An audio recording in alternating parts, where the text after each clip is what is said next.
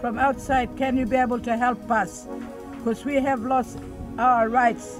We've been looking after the land, we've been looking after the law and order, we've been looking after the security for people. They can't say sorry,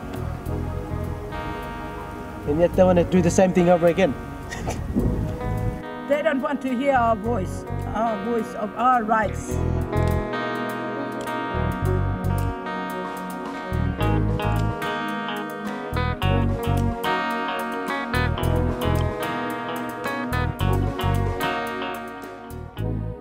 The water doesn't work properly.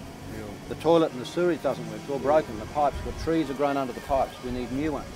So that's what this is about. This is what we're trying to do. We need proper consultation, like from your government. Yeah. Come in here and give us. Well, we've already done it. Yeah. We've already done it. We already done This it. is already law. Oh, yeah. And the reason for that is that it was an emergency. Yes, it is a very broad brush initiative, but I have to say I acknowledge that those people, like Reg, have got every right to be a bit cross with me because there was no consultation. Yeah. And the only thing I can say, there was no consultation with anyone else either. Yeah.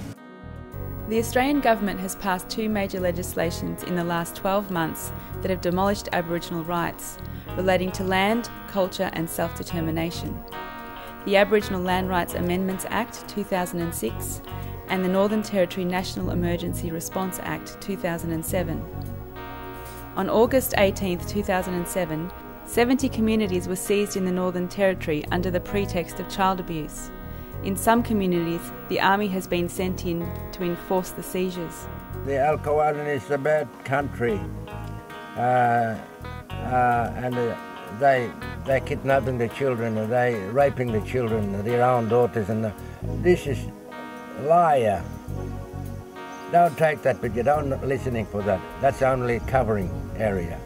That's only the blanket. No consultation, no notification and no respect was given to any Aboriginal leaders in this process.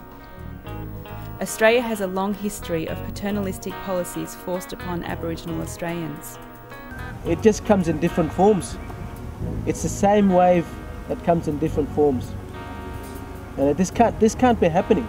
Aboriginal Australians are now facing major human rights violations, and this story has been silenced by the government and not reported in the media. There is deep suspicion as to why Aboriginal land must be seized and controlled by the government to help communities.